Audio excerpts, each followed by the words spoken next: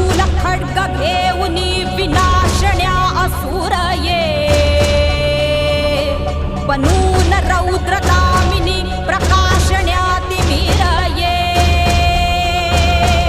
प्रतीक नारी शक्तीचे वैष्णवी महेश्वरी तुझाच अंश राहू दे सदैव माझ्या अंतरी